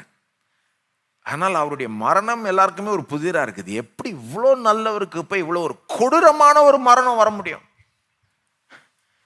கொடூரமான மரணம். எனக்கு இயேசுடைய மரணத்தை பற்றி போதிக்க ரொம்ப பிடிக்கும். எனக்கு போதிக்கிறப்போ கஷ்டமாகவும் இருக்கும், ஆனால் அதே நேரத்தில் எனக்கு அது பிடிக்கும் போதிக்கிறது. எப்படி அவர் பாடுபட்டார், வேதனைப்பட்டார். உச்சந்தலையிலிருந்து உள்ளங்கால் வரைக்கும் வேதனை அவருக்கு. ரத்த வேர்வை, மன வேதனை, ரத்த வேர்வை சிந்தி வேதனைப்பட்டாரு. நம்முடைய வேதனை என்ன சொல்லுது? ஏன் இப்படி வேதனைப்பட்டார், ஏன் இப்படி பாடுபட்டார்? அடி அடின்னு அடிச்சாங்க, அவரை நொறுக்குனாங்க, ரத்த கலரா ஆயிட்டாரு, முதுகு உழுத ஒரு நிலத்தை போல ஆயிடுச்சு. அப்படி அடிச்சாங்க அவரை. அநேகமா நிர்வாணமா அவர் தொங்க விட்டுருப்பாங்க. தெரியுமா உங்களுக்கு? நம்முடைய ஆண்டவராக இயேசுவை வானத்தையும் பூமியும் படைச்சார் அவரு. வெள்ளியும் பொண்ணும் அவருக்கும் சொந்தம். இருக்கிறதுலே பெரிய ஐஸ்வர்யவான் அவர் தான். ஒரு சட்ட துணி கூட அவர் மேல இருந்திருக்காதுன்னு முக்காவாசி வேத வல்லுநர்கள் சொல்றாருங்க. அநேகமா நிர்வாணமா தொங்க விட்டு அவரை அவமானப்படுத்தினாங்க. ஏன்? ஆனால் தான் பெரிய ஒரு கேள்வி உண்டாகுது. இவர் இவ்வளோ நல்லவர்னா, இவர் தேவகுமாரன்னா அவர் எப்படி அப்படி மறைக்கலாம்? வேதம் விளக்கம் சொல்லுது. ஒரு இடத்துல சொல்லுது பாவமானார்னு சொல்லுது, 2 கொரிந்தியர் 5:21. இங்க சொல்லுது சாபமானார். ரெண்டுத்தையும் ஒன்னா சேர்க்கணும். பாவமானார், சாபமானார். எல்லாம் சொல்லுங்க, பாவமானார், சாபமானார். அதாவது பாவத்துக்கு ஏற்ற, பாவத்துக்கு வேண்டிய, அந்த பாவத்து நிமித்தமாய் வருகிற அந்த தண்டனையை, சாபத்தை அவர் ஏற்றுக்கொண்டார். பாவத்து நிமித்தமாய் வருகிற அந்த சாபத்தை அவர் ஏற்றுக்கொண்டார். பாவம் சாபத்தை கொண்டு வரும் பாருங்க. பாவம் ரொம்ப மோசமான ஒரு காரியம். செய்யறப்போ இனிமையா இருக்கும், செய்யறப்போ அதுல இருந்து இன்பம் வர்ற மாதிரி இருக்கும். ஆனா கூடி சீக்கிரம் அதுல இருந்து சாபம் தான் வரும். மனுஷன் பாவம் செஞ்சிட்டான், அந்த பாவத்துக்கு சாபம் தான் கிடைக்கணும் மனுஷனுக்கு. ஆனா அந்த சாபத்தை இயேசு என்ன பண்றார்? தன் மீது சுமந்து தீர்க்கிறார். இயேசு எனக்காக சாபமானார். எனக்கு வர வேண்டிய சாபத்தை அவர் ஏற்றுக்கொண்டார். அவர் சுமந்து தீர்த்தார். நீங்க நம்புறீங்களா? ஆக்சுவலா நமக்கு வர வேண்டியது என்னது? சாபம். இங்க கர்த்தரின் ஆசீர்வாதம்ன்ற ஒரு தலைப்புல பேசுறோம்னா இதுக்கு பின்னால சிலுவை இருக்குது, இல்லைன்னா பேசவே முடியாது. சாபங்கள்னு எடுத்து வேணா அதை தான் பேசணும். ஆனா சிலுவை நடந்ததுனால, இயேசு நமக்காக சிலுவையில மரிச்சதுனால, சாபமானதுனால, பாவத்தை சுமந்தாருன்னு நிறைய கிறிஸ்தவர்கள் நம்புகிறார்கள். சாபத்தை சுமந்தாருன்றத நம்புறது இல்லை சில நேரம். ஆனா பாவத்தை சுமக்கிறதுனா என்னங்க? பாவத்தை சுமக்கிறதுனா என்ன? பாவம் என்ன? ஒரு பேகா? ஒரு பேக், பாவன்ற ஒரு பேக் இருக்குது, அதை எடுத்து சுமந்துக்கலாமா? என்னது பாவம்? என்னது பாவத்தை சுமக்கிறதுனா அதனுடைய அர்த்தமே அதற்கான தண்டனையை எடுத்துப்பது. நேரம் இருந்தால் எல்லாத்தையும் நான் விவரமாக காமிக்கலாம், எல்லாம் போதிச்சிருக்கிறேன் விவரமாக. ஏசா 53 விவரமாக போச்சிருக்கேன். பழைய ஏற்பாட்டில் யூ ஷால் பேர் தட் இனிக்விட்டி, அந்த பாவத்தை, அந்த அக்கிரமத்தை நீ சுமந்து கொள்வாய் அப்படின்னு வர்றப்போல்லாம் போய் பார்த்தீங்கன்னா அதனுடைய தண்டனையை நீனு எடுத்துப்ப அப்படின்னு தான் சொல்லுது. பாவத்தை சுமக்கிறதுனுடைய அடிப்படை அர்த்தமே, நிறைய கிறிஸ்தவர்கள் சொல்லுவாங்க, இயேசு பாவத்தை சுமந்தாரு நம்புறோம், ஆனா இந்த சாபத்தை சுமந்தாரு, நோயை சுமந்தாரு, இந்த ஏழ்மத்தனத்தை சுமந்தாரு, இந்த மாதிரி சாபங்களை சுமந்தாருன்னு எப்படி நம்புறது? எப்படி நம்புறதுன்னா அதுதான் அர்த்தம். பாவத்தை சுமந்தாருன்னா பாவத்துக்கு வேண்டிய தண்டனையை சுமந்தாரு, அதுதான் அர்த்தமே. அதை எடுத்துட்டீங்கன்னா அப்புறம் பாவத்தை சுமந்தாருன்றதுக்கு அர்த்தமே போயிடுது. என்ன அர்த்தம் பாவத்தை சுமக்கிறதுனா? பாவத்துக்கு ஒரு தண்டனை இருக்கு, அந்த தண்டனையை அவர் சுமந்தார். அந்த தண்டனையில ஒரு அம்சம் இந்த பூமியில சாபம், நித்தியமாய் சாபம். இந்த பூமியில சாபம், அப்புறம் நித்திய சாபம், நித்திய நரகம். எல்லாத்தையுமே சுமந்தார் இயேசு. எனக்காக சுமந்தார். சொல்லுங்க, எனக்காக இயேசு சாபத்தை சுமந்தார். ஏங்க அந்த வசனம் சொல்லுது, ஆபிரகாமின் ஆசீர்வாதம் நமக்கு வந்து கிடைக்கும்படி தானே சொல்லுது 14ஆம் வசனம். ஆபிரகாமுக்கு உண்டான ஆசீர்வாதம் கிறிஸ்து இயேசுவினால் புறஜாதிகளுக்கு வரும்படியாகும். என்ன சொல்லுங்க, எனக்கு ஆசீர்வாதம் வரும்படியா இயேசு எனக்காக சாபமானார். இப்போ நான் என்ன சொல்றேன், நீங்க விரும்புறதை விட தேவன் உங்களை ஆசீர்வதிக்க விரும்புறாருன்றேன். இதுக்கு 2 ப்ரூஃப் கொடுக்குறேன், 2 ஆதாரங்கள். ஒன்று வந்து மனுஷன்ட்ட அவர் மனுஷனை படைச்சிட்டு செய்த முதல் காரியமே அவனை ஆசீர்வதித்தார். அது மட்டும் இல்லை, மனுஷன் எல்லாம் சாபத்தை உள்ள வர விளைச்சிக்கிட்டு உலகத்தை கெடுத்து வச்ச பிறகு கூட அவனை விடாம அவனுக்காக வந்து உயிரே கொடுத்து சாபமாகிறார் தேவன். எந்த அளவுக்கு நாம நல்லா இருக்கணும்ன்றத அவர் விரும்புறாருன்றது இது காண்பிக்குது. யோசித்து பாருங்க, மனுஷனை படைக்கிறாரு, ஒரு அழகான பூமியை படைக்கிறாரு, மனுஷனை அதுல டாப்பா வைக்கிறாரு. அவருடைய படைப்பின் சிகரமா மனுஷனை படைச்சிட்டு தம்முடைய சாயலின் ரூபத்திலையும் ஆசீர்வதிச்சுட்டு நீ நல்லா இருப்பா, பழகி பெரிய பூமி நிரப்பி கீழ்ப்படுத்தி ஆண்டுக்குள்னு சொல்றாரு. எல்லாம் பண்ணிட்ட பிறகு இந்த மனுஷன் என்ன பண்றான்? முரட்டாட்டம் பண்றான், தேவனுக்கு விரோதமா கலகம் பண்றான். சிலர் சொல்றாங்க, என்னங்க அப்படி என்ன பண்ணிட்டாங்க, ஒரு பழத்தை எடுத்து சாப்பிட்டாங்க. பழத்தை எடுத்து சாப்பிட்றது நல்ல தப்பா? உங்க கடவுள் ரொம்ப மோசமான ஒரு பழத்தை எடுத்து சாப்பிட்டதுக்கு போய் பாவம்னா அந்த செயலை தான் நிறைய பேர் பார்க்குறாங்க. அந்த செயலை, அது எவ்வளோ பெரிய ஒரு கலகமான செயல் தெரியுமா? எவ்வளோ முரட்டாட்டமான ஒரு செயல். கடவுள் என்ன சொன்னார் மனுஷன்ட்ட, நீ எந்த மரத்தின் கனியை வேணா புசிக்கலாம், இந்த ஒரு மரத்தின் கனியை மட்டும் புசிக்காதன்னா இவன் என்ன சொல்றான், மனுஷன் இந்த ஒன்றை தான் நான் சாப்பிடுவேன், என்ன வேணா பண்ணிக்கோ, என்ன வேணா. ஒரு ரூல் தாங்க. ஆதியில் எத்தனை கற்பனை இருந்தது? ஒரே ஒரு கற்பனை, 10 கற்பனை கிடையாது, ஒரு கற்பனை. இன்னைக்கு ஸ்கூலுக்கு போனா கூட சின்ன பிள்ளைங்களுக்கு 100 ரூல் போடுவாங்க. ஒரே ஒரு ரூல் தான் போட்டார். இவன் என்ன சொல்றான், மனுஷன் நீர் போட்ட அந்த ஒரு ரூலை கூட நான் கடைபிடிக்க முடியாது, நான் செய்யறது தான் செய்வேன். நீர் எனக்கு சொல்றதுக்கு யார்? அந்த பழத்தை சாப்பிட்றதுல இவ்வளவும் சொல்றாங்க, சொல்லாமலே சொல்றாங்க. அது ரொம்ப முரட்டாட்டமான செயல். அவன் அன்னைக்கு அப்படி பண்ணான்றது மட்டும் இல்லை, இன்றைக்கும் உலகம் எங்கும் பாவம் செய்கிற மனிதர்கள் அதை தான் செய்கிறார்கள். நான் என் சொந்த வழியில போவேன், வாழ்க்கையை என் விருப்பத்தின்படி வாழ்ந்துப்பேன், யாரும் என்னை கேட்க முடியாது, கேட்கக்கூடாது, பெற்றோரும் கேட்கக்கூடாது, கடவுளும் கேட்கக்கூடாது. போ யாருமே ஏன் மை லைஃப், ஆங்கிலத்தை சொல்லுவாங்க my life my money, I will do what I want. என் வாழ்க்கை என் பணம், நான் விரும்புகிற மாதிரி நான் செஞ்சுட்டு போகிறேன், நீ என்னை கேட்கறதுக்கு யார்? இதே புத்தி தான் ஆதாமுக்கு, ஆதாமியவாளுக்கு. எங்க வாழ்க்கை எங்க வாய், நாங்கள் என்ன விரும்புகிறோமோ வாயில் போட்டுக்கிறோம். இந்த கனியை விரும்புகிறோம் போட்டுக்கிறோம், நாளைக்கு வேற கனியை விரும்புகிறோம் போட்டுக்கிறோம். நீர் என்ன சொல்றதுக்கு யார், கேட்கறதுக்கு யார்? இதுதான் பாவம் பாருங்க, இவ்வளோ முரட்டாட்டமான செயல். இது வந்து இதுக்கு என்ன தண்டனை கொடுக்கணும்? இவ்வளோ நல்ல கடவுள் உயிரை உலகத்தை படைச்சு மனுஷனை படைச்சு ஆசீர்வச்சு அவனுக்கு உயிர் மூச்சை கொடுத்து எல்லாத்தையும் கொடுக்குறாரு. அவருக்கு விரோதமா ஒரு ரூலை கடைப்பிடினா அது முடியாதுன்றான். இப்படிப்பட்டவனுக்கு என்னங்க செய்யணும்? அதனால தான் பைபிள் சொல்லுது, பாவத்தின் சம்பளம் மரணம், நரகம். ஏன்னா பாவம் ரொம்ப மோசமான ஒரு காரியம். அது இன்னைக்கு அதை உலகத்தில் புரிஞ்சுக்கிறது இல்லை, சில நேரம் கிறிஸ்தவங்களும் புரிஞ்சுக்கிறது இல்லை.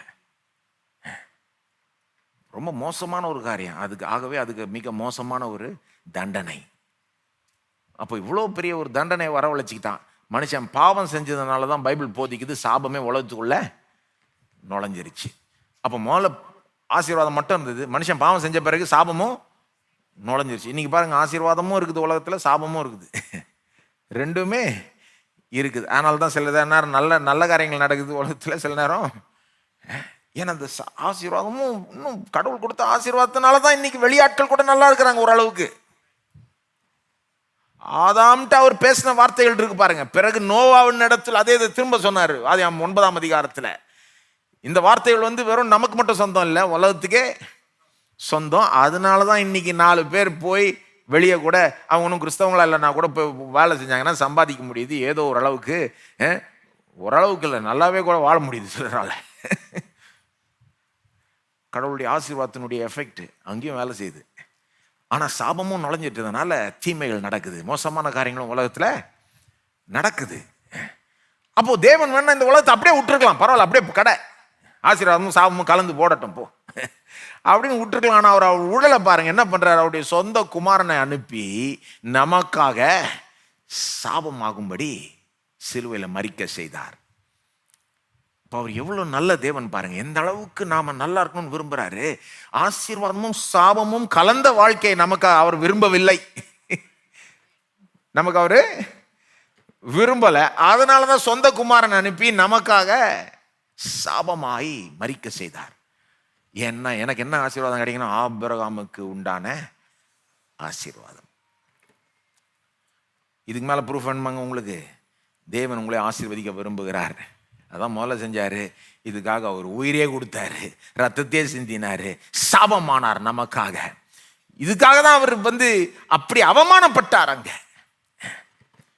ரெண்டாவது, தேவன் நம்மை ஆசீர்வதிக்கும்படி வாக்கு பண்ணிட்டார். எல்லாம் சொல்லுங்க, வாக்கு பண்ணிட்டார்.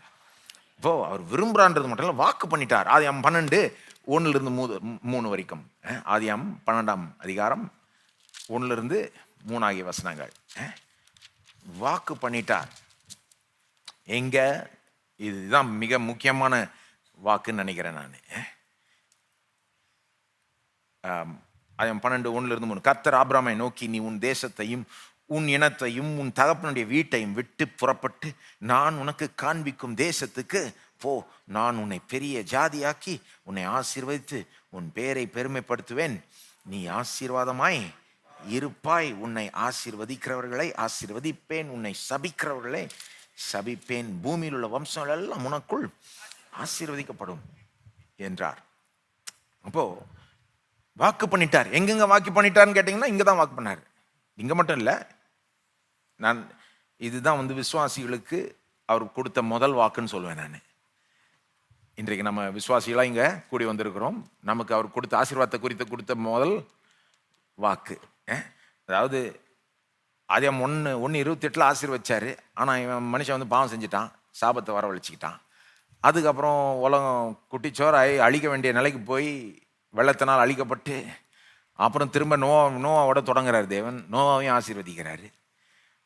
அந்த ஆசீர்வாதம் உலகத்துக்கே சொந்தம். அந்த ஆசீர்வாதம் அப்புறம் 12ஆம் அதிகாரத்தில் ஸ்பெஷலாக ஒரு மனுஷனை தேர்ந்தெடுத்து அவனை ஆசீர்வதிக்கிறாரு. இந்த ஆசீர்வாதம் நமக்கும் சொந்தம். இந்த ஆசீர்வாதம் நமக்கும். சிலர் சொல்ல, என்னங்க ஆபிரகாமுக்கு தானேங்க சொன்னார், ஆபிரகாமுக்கு தானே நமக்கா சொன்னார், ஜீவனுக்கா சொன்னார், அல்லது 2025 இருக்கிற விசுவாசிகளாக சொன்னார், ஆபிரகாமுக்கு தானே? இல்லைங்க, நமக்கும் தான் சொந்தம். இது அவருக்கு சொன்னது, அவருக்கு ஒரிஜினலாக சொல்லப்பட்டது. ஆனால் நமக்கும் சொந்தம். எப்படி நமக்கு தெரியும் நமக்கும் சொந்தம்னு? 2 கொரிந்தியர் 1:20 சொல்லுது, கிறிஸ்துவுக்குள் எல்லா வாக்கு தத்தங்களும் ஆம் என்றும் ஆமேனாகவும் இருக்கிறது. அதாவது பழைய ஏற்பாட்டு வாக்கு தத்தங்களை சொல்றாரு பவுல். எல்லா வாக்கு தத்தங்களுமே, வெறும் இது மட்டும் இல்லை, ஆக்சுவலாக எல்லா வாக்கு தத்தங்களுமே ஏதோ ஒரு விதத்தில் நமக்கு அது பொருந்தும், ஆம் என்றும் ஆமேனாகவும் இருக்குது. அப்போ பொதுவாக 2 கொரிந்தியர் 1:20 சொல்லுது, எல்லா பழைய ஏற்பாட்டினுடைய எல்லா வாக்கு தத்தங்களுமே கிறிஸ்துக்குள்ள இருக்கிற நமக்கு பொருந்தும், ஆமேனுமாய் இருக்குது. அது மட்டும் இல்லை, கலாத்தியர் 3:13-14 இப்போதான் வாசித்தோம் நம்ம. கலாத்தியர் 3:13-14 இப்போதான் வாசனம். திரும்ப அந்த வசனத்தையும் வச்சுக்கோங்க. அந்த வசனம் என்ன சொல்லுது? ஆபிரகாமின் ஆசீர்வாதம் நமக்கு வரும்படியாய்தான், உண்டாகும்படிதான் கிறிஸ்து சாபமானார். அப்போ ரொம்ப குறிப்பாகவே வேதம் சொல்லுது, ஆபிரகாமுக்கு தேவன் கொடுத்த ஆசீர்வாதம் விசுவாசிகளுக்கு கிடைக்கும்படிதான் கிறிஸ்து சாபமானார். அப்போ ஆபிரகாம்கிட்ட வாக்கு கொடுக்குறாரு, நான் உன்னை ஆசீர்வதிப்பேன்றாரு. அப்புறம் புதிய ஏற்பாட்டில் நமக்கு சொல்லப்படுது, அந்த ஆசீர்வாதம் நமக்கு வரும்படி தான் கிறிஸ்து சாபமானார். ஆகவே இந்த வாக்கு நமக்கு சொந்தம். நமக்கு இந்த வாக்கு என்ன சொல்லுது? ஆபிரகாம்கிட்ட கொடுத்த இந்த வாக்கு, நான் உன்னை பெரிய ஜாதியாக்கி. ஒரு பிள்ளை கூட இல்லை ஆபிரகாமுக்கு. இந்த வார்த்தையில சொல்றப்ப எத்தனை பிள்ளைகள் இருந்தாங்க ஆபிரகாமுக்கு? ஒரு பிள்ளை கூட கிடையாது. நான் உன்னை பெரிய அந்த காலத்தில் பாருங்க, பிள்ளை இல்லைன்னா அவங்கள ஒரு பொருட்டாவே எண்ண மாட்டாங்க. ஏன் சிலர் இந்த காலத்துலேயும் அப்படி தான் பண்ணுறாங்க. குத்தி குத்தி கேட்பாங்க. சிலர் வந்து கரிசனையோட கேட்பாங்க. சிலர் வந்து சொல்லி காமிக்கணுன்னே சொல்லுவாங்க. இல்லையா? அந்த காலம் வந்து இதோட இன்னும் ரொம்ப இதாக இருந்தது. ஆபிரகாமுடைய கலாச்சாரம் அந்த ஊர்லலாம் எப்படின்னா, பிள்ளை இல்லைன்னா நீங்கள் வந்து பொருட்டே கிடையாது. ஏன்னா நீங்கள் சாகும்போது அவங்கள பொறுத்த வரைக்கும் உங்களுடைய பேர் அதோட முடிஞ்சிருது, உங்களுடைய வம்சம் அதோட முடிஞ்சிருது. இப்போது அவங்கள பொறுத்த வரைக்கும் பிள்ளை இல்லைன்னா வாழ்க்கையில் வெற்றியே இல்லைன்றதான் அவர்கள் பார்த்தார்கள். அப்படிப்பட்டவனை தேவன் தேர்ந்தெடுக்கிறார். என்னன்னு சொல்கிறாரு? உன்னை பெரிய ஜாதியாக்குவேன். பிறகு அப்படியே போக டெவலப் பண்ணுறாரு. வானத்தில் இருக்கிற நட்சத்திரத்தை போல உன் சந்ததி ஆக்குவேன், பூமியின் தூளை போல மணலை போல உன் சந்ததியை ஆக்குவேன். பிள்ளை ஒரு பிள்ளை கூட இல்லை, உன்னை பெரிய ஜாதி ஆக்குவேன்றாரு. அப்புறம் என்ன சொல்கிறாரு? உன் பேரை பெருமைப்படுத்துவேன். அந்த காலத்து ஆபிரகாம் இது சொல்கிறப்போ ஆபிரகாம்ன்ற பேர் யாருக்குமே தெரியாது. அதான் நான் சொன்னேன்ல, பேரே முடிஞ்சிடும், பேரே அவரோட முடிகிற நிலையில் இருந்தது பிள்ளை இல்லாமல். ஆனால் தேவன் என்ன சொல்கிறாரு? உன் பேரை நான் பெருமைப்படுத்துவேன். இன்றைக்கி உலகத்தில் ஆபிரகாம்ன்ற பேர் தெரியாமல் யாருமே இல்லை. கிறிஸ்தவர் மட்டும் இல்லை, மற்ற மதத்தினர் கூட ஆபிரகாம்னா அவங்களுக்கு யாருன்னு நல்லாவே தெரியும். உண்மையிலே பேரை பெருமைப்படுத்தி விட்டார் பாருங்க. அப்புறம் சொல்கிறாரு, நீ ஆசீர்வாதமாய் இருப்பாய். நீ பெரிய ஆள் ஆகிறது மட்டும் இல்லை, உன் பேர் ஃபேமஸ் ஆகிறது மட்டும் இல்லை, உனக்கு நிறைய பிள்ளைகள் உண்டாயி சந்ததி சந்ததியாக நீ இருக்கிறது மட்டும் இல்லை, நீ ஆசீர்வாதமாய் இருப்பாய். அநேகருக்கு நீ வந்து ஆசீர்வாதமாய் இருப்பாய். அப்புறம் இன்னும் கொஞ்சம் டெவலப், உன்னை ஆசீர்வதிக்கிறவர்களை ஆசீர்வதிப்பேன். உன்கிட்ட யாராவது நல்லா இருந்துக்கிட்டாங்கன்னா அவங்கள நான் நல்லா ஆசீர்வதிப்பேன். உன்னை சபிக்கிறவனை சபிப்பேன். ஆக்சுவலாக ஒரிஜினல் மொழியில் எப்படி தெரியுமா வருது? உன்னை சபிக்கிறவனை சபிப்பேன் வரல, வேற வேற வார்த்தை வருது. உன்னை கனவீனப்படுத்துறவனை சபிப்பேன். இப்போ தமிழ் பைபிள் எப்படி வருது? ஆங்கிலத்திலையும் அப்படி தான் மொழிபெயர்ச்சிட்டாங்க. I will curse those who curse you. ஆனால் சில மொழிபெயர்ப்பு பார்த்தீங்கன்னா எப்படி வருது? I will curse those who dishonour you. கனவீனப்படுத்துறவனை, உன்னை கனவீனப்படுத்துறவனை நான் சபிப்பேன்னா என்ன அர்த்தம்னா, உன்னை லேசாக அவன் கொஞ்சம் சபிக்கிற மாதிரி வந்தால் கூட நான் அவனை சபிச்சிருவேன்றாரு. அதான் அர்த்தம். அது வந்து இட்ஸ் அ லெசர் அஃபென்ஸ். கனவீனப்படுத்துறது வந்து சபிக்கிறத விட ஒரு குறைவான ஒரு செயல். உன்னை இன்சல்ட் பண்றவனே நான் சபிச்சிருவேன் அப்படின்றாரு. பார்க்கறதுக்கே நமக்கே பயமா இருக்குது. அதான் தேவன் ஆசீர்வதித்தவர்களை நாம ஒருபோதும் கனவீனப்படுத்த கூடாது, கனப்படுத்தணும் பாருங்க. ஆனா என்ன ஒரு ஆசீர்வாதத்தை கொடுக்குறாரு பாருங்க. இதை பெறத்துக்கு அவன் அப்படி என்ன செஞ்சிட்டார் ஆபிரகாம்? யோசித்து பாருங்க, என்ன செஞ்சார் ஆபிரகாம் இதை பெறத்துக்கு? உன்னை ஆசீர்வதிப்பேன், உன்னை சபிக்கிறவர்களை சபிப்பேன், பூமி உள்ள வம்சங்கள் எல்லாம் உனக்குள் ஆசீர்வதிக்கப்படும். இந்த கடைசி வாக்கியம் வந்து அதனுடைய முழுமை வந்து கிறிஸ்து தான். பூமி உள்ள வம்சங்கள் எல்லாம் உனக்குள்னா உன் மூலமா உனக்குள் தான் கிறிஸ்துவை நான் மேசியாவை கொண்டு வருவேன். என்னுடைய சொந்த குமாரனை உன்னுடைய வம்சத்தில் வர வளைப்பேன். அவர் மூலமா உனக்கு வந்திருக்கிற ஆசீர்வாதம் வந்து பூமியில் உள்ள வம்சங்கள் எல்லாத்துக்கும் போய் சேரும். அப்போ கடவுள் பாருங்க, ஆபிரகாமை தேர்ந்தெடுத்து ஆசீர்வதிச்சு அவருடைய சந்ததியை ஆசீர்வதிக்கிறாரு. ஆனா கிறிஸ்துவின் மூலமா இந்த ஸ்பெஷல் ஆசீர்வாதம் வந்து எல்லா வம்சங்களுக்கும் போய் சேருது. அதுல தான் நாம இங்க இதை சொந்தம் பாராட்டிக்கிட்டு இருக்கோம். மதுரையில் இருக்கிற நாம யோசித்து பாருங்க. ஆக்சுவலா நமக்கும் இதுக்கும் ரொம்ப தூரம். நமக்கும் இதுக்கும் ஏங்க, ஆபிரகாம் வந்து அங்கே வேற ஒரு உலகத்தில் வேற ஒரு பகுதியில் வேற ஒரு நாளில் பெற்ற ஆசீர்வாதத்தை நாம் இன்னைக்கு சொந்தம் பாராட்டிட்டு இருக்கோம்னா இது எவ்வளோ பெரிய ஒரு காரியங்க. தேவனுடைய பெரிய கிருபை இது. கிறிஸ்துவின் மூலமா இந்த ஆசீர்வாதம் பூமியில் உள்ள வம்சங்களுக்கு எல்லாத்துக்கும் போய் சேரணும்னு ஃபர்ஸ்டே திட்டம் பண்ணி தான் ஆபிரகாமை கூப்பிடுறாரு. வெறும் ஆபிரகாமுக்கு மட்டும் இந்த ஆசீர்வாதம் அவர் ஒருபோதும் நினைக்கவே இல்லை தேவன். ஃபர்ஸ்ட்ல இருந்தே எப்படி நினைக்கிறார் தேவன்? உன் மூலமா ஆபிரகாம் ஒரு வாய்க்காலா வச்சுக்கிட்டு அதன் மூலமா ஒரு நாள் இந்த ஆசீர்வாதம் எல்லா இடத்துக்கும் போய் எல்லாருக்கும் சேரணும். அதெல்லாம் மதுரையில் இப்படி ஒரு கூட்டம் இது எங்க ஆசீர்வாதம் சொல்லிக்கிட்டு இருக்கு. எல்லாம் சொல்லுங்க, இது என் ஆசீர்வாதம். நம்மளையும் பெரிய ஜாதி ஆக்கி பேரை பெருமைப்படுத்தி நம்மளை ஆசீர்வதிச்சு சபிக்கிறவர்களை சபிச்சு மற்றவர்களை நம்மை கொண்டும் தேவன் ஆசீர்வதிப்பார் என்று வாக்கு கொடுத்துட்டாரு. இந்த வாக்கை நிறைவேற்றும்படிதான் கிறிஸ்து நமக்காக சாபமானார். நீங்க வாக்கு கொடுத்துட்டாரு. தேவன் வாக்கு கொடுத்துட்டா நிச்சயமா செய்வாரா செய்ய மாட்டாராங்க? பொய் உரையாத தேவன். இந்த உலகத்துல வாக்குக்கு வேல்யூவே இல்லை இல்லையா? அக்ரிமெண்ட்டுக்கே வேல்யூ இல்லாமல் போயிடுது. என்ன அப்படி பெரிய அக்ரிமெண்ட் இருந்தால் கூட கோர்ட்டுக்கு போய் அந்த கோர்ட்டு கேஸ் 20-30 வருஷம் ஆகி அப்போ கடைசியில் எந்த ஒரு வார்த்தைக்கு ஒரு மதிப்பு இல்லாமல் ஆயிடுச்சு இல்லையா? பொய் சொல்றது ஒரு சகஜமான ஒரு காரியம் ஆயிடுச்சு. நேர்மையா இல்லாமல் இருப்பது ஒரு சகஜமான ஒரு காரியம் ஆயிடுச்சு உலகத்தில். அப்போ நாம இந்த உலகத்தில் இப்படி நாம் பழக்கப்பட்டதுனால சில நேரம் கடவுள் கொடுக்குற வாக்கியம் நம்ம லேசாக எடுத்துக்கிறோம். ஏதோ சொன்னார்,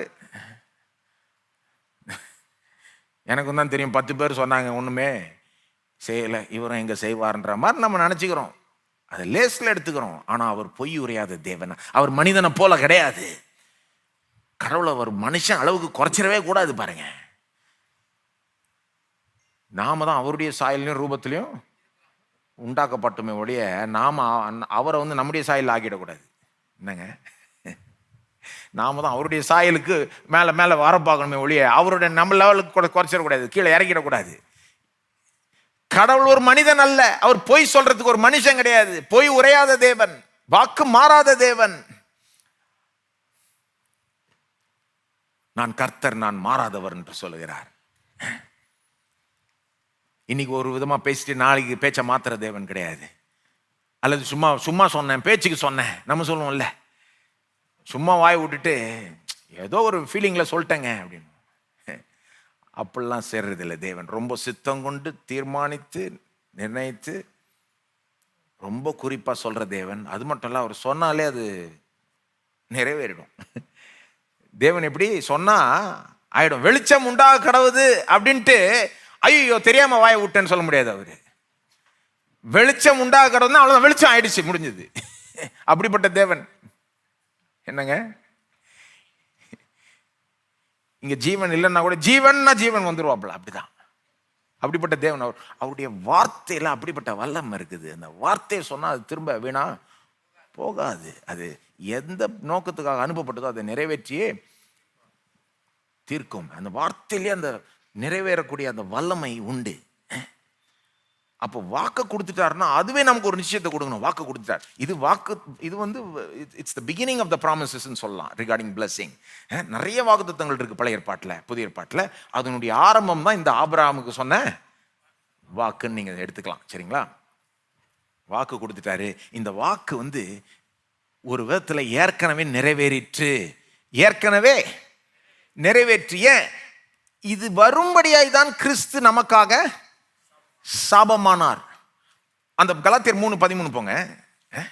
இப்போ இந்த நம்ம மூணாவது பாயிண்ட்டுக்கு போவோம். மூணாவது பாயிண்ட் என்னது? ஃபர்ஸ்ட் பாயிண்ட் ஆசீர்வதிக்க விரும்புகிறார். ரெண்டாவது வாக்கு பண்ணிட்டார். மூணாவது ஏற்கனவே ஆசீர்வதித்திட்டார். ஆசீர்வதித்திட்டார். கலாத்தியர் 3ல அப்படித்தானங்க சொல்லுது. அது ஏற்கனவே அந்த ஆசீர்வாதம் நமக்கு வந்துட்ட மாதிரி தானே சொல்லுது. கலாத்தியர் 3:13-14 எல்லாமே ஏற்கனவே நடந்து முடிஞ்ச காரியத்தை தான் சொல்லுது. நடந்து முடிஞ்ச பிறகு சொல்றார் பவுல், மரத்திலே தூக்கப்பட்ட எவனும் சபிக்கப்பட்டவன் என்று எழுதியிருக்கிறபடி கிறிஸ்து நமக்காக சாபமாகி. கிறிஸ்து நமக்காக சாபம் ஆயிட்டார். நியாய பிரமாணத்தின் சாபத்திலிருந்து நம்மை நீங்களாக்கி மீட்டு கொண்டுட்டாரு. ஆபிரகாமுக்கு உண்டான ஆசீர்வாதம் கிறிஸ்து இயேசுவினால் புறஜாதிகளுக்கு வரும்படியாகவும் ஆவியை குறித்து சொல்லப்பட்ட வாக்குத்தத்தத்தை நாம் விசுவாசத்தினால் பெரும்படியாகவும் இப்படி ஆயிற்று. வரும்படியாகவும் பெரும்படியாகவும் இப்படி ஆயிற்று. இப்ப நான் கேட்கிறேன், அது வந்துருச்சா இல்லையா? வந்துருச்சு. ஏன் வந்துருச்சு? அவர் ஏற்கனவே சிலுவையில சாபம் ஆயிட்டார், மரிச்சிட்டாரு. இது வரும்படியா தான் மரிச்சார்னா வந்துருச்சு.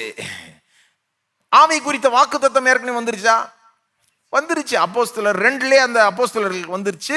நமக்கு விசுவாசிகளாகிய நமக்கு ஆவியானவர் நாம பெற்றோம். நமக்குள்ளாக வசிக்கிறார், நம்மை நிரப்புகிறார்.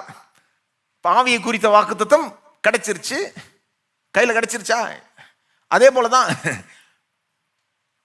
ஆபிரகாமின் ஆசீர்வாதமும் நமக்கு வந்துருச்சா வரலையாங்க? வந்துருச்சுங்க, வந்துருச்சு. இது வரும்படியாக தான் அவர் மறிச்சிட்டாரு, இப்போ வந்துருச்சு. இல்லை எப்போ வரப்போகுது? இல்லைண்ணா இல்லை பரலோகம் போய் சேர்ந்த பிறகு தான் வரப்போதா? ஏற்கனவே வந்துருச்சு. ஆகவே சொல்லுகிறேன், தேவன் நம்மை ஏற்கனவே ஆசீர்வதிச்சிட்டார். தேவன் நம்மளை ஏற்கனவே ஆசீர்வதித்து விட்டார். இது முடிந்த ஒரு காரியமாய் பார்க்க வேண்டும். நாம இனிமேலதான் ஆசீர்வதிக்க போறாருன்னு எப்பவுமே நினைக்க கூடாது. எனக்கு புரியுது, அந்த மாதிரி நினைக்கிறது தப்புன்னு சொல்ல மாட்டேன். இப்போ நம்ம மற்றவர்கள்ட்ட கூட சொல்றோம் இல்லை, காட் பிளஸ் யூன்னு சொல்றோம். காட் என்னங்க அர்த்தம்? அதுனா நீங்கள் தேவன் உங்களை ஆசீர்வதிப்பாராக, அதான் அர்த்தம். உங்களை தேவன் ஆசீர்வதிக்கிட்டோன்னு நான் வேண்டிக்கிறேன், அதான் அர்த்தம். நீங்கள் நல்லா இருக்கணும்னு நான் தேவனிடத்தில் வேண்டிக்கிறேன். அது சொல்கிறது தப்பு கிடையாது. அது தாராளமாக ஒரு வாழ்த்து சொல்கிற மாதிரி நம்ம சொல்லலாம், அதை தப்பு கிடையாது. காட் பிளஸ் யூ, தேவன் தொடர்ந்து நம்மளை ஆசீர்வதிக்கிறான்றதை நான் புரிஞ்சுக்கிறேன். ஆனால் வெறும் அப்படி யோசித்தா பத்தாது. நாம் ஏற்கனவே ஆசீர்வதிக்கப்பட்டோம். ஏற்கனவே அதனால தான் எங்கள் டிவி ப்ரோக்ராமில் முடிகிறப்போ நாங்கள் என்னன்னு போடுவோம், நீங்கள் ஆசீர்வதிக்கப்பட்டவர்கள். காட் பிளஸ் யூன்னு கூட போடலாம், தேவன் உங்களை ஆசீர்வதிப்பாராகன்னு போடலாம். ஆனால் நாங்கள் எப்படி போடுறோம், நீங்கள் ஆசீர்வதிக்கப்பட்டவர்கள். ஏன்னா அது உண்மை, அது சும்மா ஒரு பேச்சுக்கு சொல்லலை. நாங்கள் நீங்கள் ஆசீர்வதிக்கப்பட்டவர்கள். ஏன்னா நீங்க கிறிஸ்துக்குள்ள இருக்கீங்கன்னா, நீங்க கிறிஸ்துவை நம்புகிற ஒரு விசுவாசியா இருக்கிறீங்கன்னா, ஏற்கனவே ஆசீர்வாதம் உங்க தலைமையில வந்துருச்சு. நம்புறீங்களா? நீங்க எத்தனை பேர் இங்க கிறிஸ்துக்குள்ள இருக்கீங்க? எத்தனை பேர் நம்புறீங்க கிறிஸ்து உங்களுக்காக சாபமானாருன்னு? அப்படின்னா எதுக்கு சாபமானாரு? உங்களுக்கு ஆபிரகாமின் ஆசீர்வாதம் வரும்படி. அப்போ வந்துருச்சுங்க, நீங்க நம்பிட்டீங்க. அவர் சாபமாயிட்டார், நீங்க நம்பிட்டீங்க. இன்றைக்கு தேவனுடைய ஆசீர்வாதம் உங்க மேல வந்துருச்சு, உங்க தலை மேல இருக்கு. வராதான் நிறைய பேர் காத்துக்கிட்டு இருக்காங்க, ஏங்கிட்டு இருக்காங்க. ஆனா உண்மை என்னன்னா, ஒவ்வொரு கிறிஸ்தவன் தலை மேல ஏற்கனவே ஆசீர்வாதம் இருக்குது. எனக்கு கண்ணுக்கு தெரியுது, பார்த்தா தெரியுது. உங்க தலை மேல தெரியுது, அடுத்த தலை மேல தெரியுது, உங்க பக்கத்து தலை மேல, உங்க பக்கத்துல இருக்க ஆள் தலை மேல தெரியுதான்னு பாருங்க. உங்களுக்கு அதுக்கு வேற கண்ணு வேணும், விசுவாச கண். வந்துருச்சுன்னு நம்பணும். வந்துருச்சுன்னு நம்பினீங்கன்னா வாழ்க்கையில வந்துருச்சுன்றத பார்ப்பீங்க. வந்துருச்சுன்னு நம்பணும். பாருங்க, கொஞ்சம் யோசிச்சு பாருங்க. உலகத்தில் இருக்கிற எல்லா விசுவாசிகளுக்கும் ஏற்கனவே ஆபிரகாமின் ஆசீர்வாதம் கிடைச்சிருச்சு. ஆனா முக்காவாசி பேருக்கு தெரியாது. முக்காவாசி பேருக்கு தெரியாது. தெரியாததுனால அதில் அவங்க வாழ முடியல, அதை அனுபவிக்க முடியல. இப்போ சில நேரம் நம்மகிட்ட ஒன்று கையிலேயே இருக்கும், ஆனால் அது தெரியாததுனால நம்ம இல்லாத போல் வாழ்ந்துட்டு இருப்போம். சில நேரம் பாக்கெட்டில் சாவியை விட்டுட்டு நான் பாட்டு எங்கேயோ தேடின்னு இருப்பேன் பாருங்க. அல்லது பேக்லேயே வச்சுக்கிட்டு பேகை தோளில் மாட்டிக்கிட்டு ஃபுல்லாக தேடுறது, இங்கே வச்சானா அங்கே வச்சானா, பறக்க பறக்க தேடுறது, பதட்டப்படுறது, ஐயோ தொலைச்சிட்டேனே எப்படி. அப்புறம் யாரோ சொல்லுவாங்க, பாக்கெட்டை பார்த்தீங்களா, உள்ள பார்த்தா இருக்குது. ஐயோ, இப்போ கையிலே இருந்தது, இவ்வளோ நாள் கூடவே இருந்தது, ஆனால் இல்லாதது போல வாழ்ந்துக்கிட்டு இருக்கேன். அப்போ இருக்குது, ஆனால் இருக்கிறதுனால ஒரு பிரயோஜனமும் நமக்கு இல்லை. இருக்குதுன்னு தெரியணும், இருக்குதுன்னு நம்பணுங்க. அதே போலதான் நீங்க ஆசீர்வதிக்கப்பட்டவர்கள் உங்களுக்கு முதல்ல தெரியணும், அதை நீங்க நம்பணும். தெரிஞ்சிருச்சுன்னா, நம்பிட்டீங்கன்னா அடுத்த வாழ்க்கையில பார்த்துருவீங்க. இன்னைக்கு தெரியறதுக்கு, உங்களுக்கு தெரியப்படுத்துறதுக்கு தான் நான் வந்தேன். ஏங்க நாம் இப்போ ஜபிச்சு அப்படியே கடவுளுடைய ஆசீர்வாதத்தை வர வச்சிட போறோமா? நான் அவ்வளோ பெரிய ஆள் கிடையாது. நான் நியூஸை சொல்கிற ஆள், அவ்வளோதான். நான் நியூஸை சொல்கிற ஆளுங்க என்ன சொல்கிறாங்க, இந்த மாதிரி ஒரு சம்பவம் நடந்துருச்சுங்க தெரியுமா? ஆனால் அவங்க சொல்கிற முக்கால்வாசி நியூஸ் கெட்ட நியூஸ். இந்த மோசமான காரியம் இங்கே நடந்தது, அங்கே நடந்தது. ஆனால் நாங்கள் நல்ல நியூஸை பரப்புகிறவர்கள். இது என்ன நியூஸு? நாம நல்லா இருக்கணும் என்பதற்காக, நம்ம தலைமையில ஆசீர்வாதம் விழணுன்றதற்காக கிறிஸ்து தலைமையில சாபம் விழுந்தது. இது நடந்து முடிஞ்சிருச்சு. உங்க தலைமையில ஆசீர்வாதம் விழணுன்றதுக்காகவே இது நடந்தது. நீங்க இதை நம்பினீங்கன்னா இப்பவே அது உண்மை. உங்க தலைமையில ஆசீர்வாதம் இருக்கு, வந்துருச்சுன்னு சொல்றது தான் நான் என்னுடைய நியூஸ். நல்ல நியூஸ், நற்செய்தி. இப்ப நம்பணும். நம்பலன்னா வாழ்க்கை வேற மாதிரி இருக்கும், நம்பினா வாழ்க்கை வேற மாதிரி இது தெரியணும், இது நம்பணும். அப்போதான் இதுக்கு ஏற்ற மாதிரி நம்ம வாழ முடியும். ஒரு காரியம் நம்மகிட்ட இருக்குன்ற உணர்வு இருந்தால் கம்ப்ளீட்டாக வேறு மாதிரி வாழ்வோம். சாவி என் பாக்கெட்டில் இருக்குன்னு நினச்சா ஒன்றும் பதட்டப்படாம அதை எடுத்து அதை உள்ள நுழைச்சி அதை ஒரு கொஞ்சம் ட்ரை பண்ணால் திறந்துடும். அதுபோல தான் ஆசீர்வாதம் ஏற்கனவே என் மேலே இருக்குது, தேவன் என்னை ஆசீர்வதிச்சிட்டாரு அப்படின்னு நம்பிட்டீங்கன்னா, ஏன்னா அது உண்மை. இப்போ சும்மா இருக்க இல்லாத நான் இருக்குன்னு நம்ப சொல்ல உங்களை. என்னங்க சும்மா நினச்சிக்கோங்க அப்படின்னு நினச்சிக்கிட்டாலே உலகத்தில் அந்த மாதிரிலாம் சொல்லுவாங்க. நான் சொல்கிறேன் கேளுங்க, அதுவே ஓரளவுக்கு வேலை செய்யுது. எது ஆக்சுவலாக ஒன்றும் இல்லாமலே சும்மா இருக்குன்னு நினச்சிக்கோன்றாங்க. அதுவே கொஞ்சம் அவங்களுக்கு ஒரு தைரியத்தை கொடுக்குது, கான்ஃபிடென்ஸை கொடுக்குது. அது ஆனால் அது ரொம்ப தூரம் போகாது, கொண்டு போக முடியாது. நாம சொல்கிறது வந்து உண்மையிலே இது ஒரு ஆவிக்குரிய சத்தியம். இது உண்மை. உண்மையிலே இயேசு நமக்காக சாபம் ஆயிட்டார். இது வந்து சும்மா பேச்சுக்கு நம்ம சொல்ல. உண்மையிலே நமக்கு ஆசீர்வாதம் கிடைக்கும்படி தான் இப்படி அவர் செய்தார். அப்போ உண்மையிலே நம்ம தலை மேல ஆசீர்வாதம் இருக்குது. நாம் ஆசீர்வதிக்கப்பட்டோம். உங்க தலை மேல கை வச்சு சொல்றீங்களா? கிறிஸ்துவுக்குள் தேவன் என்னை ஏற்கனவே ஆசீர்வதித்துட்டார். நான் ஆசீர்வதிக்கப்பட்டவன். ஆமென்.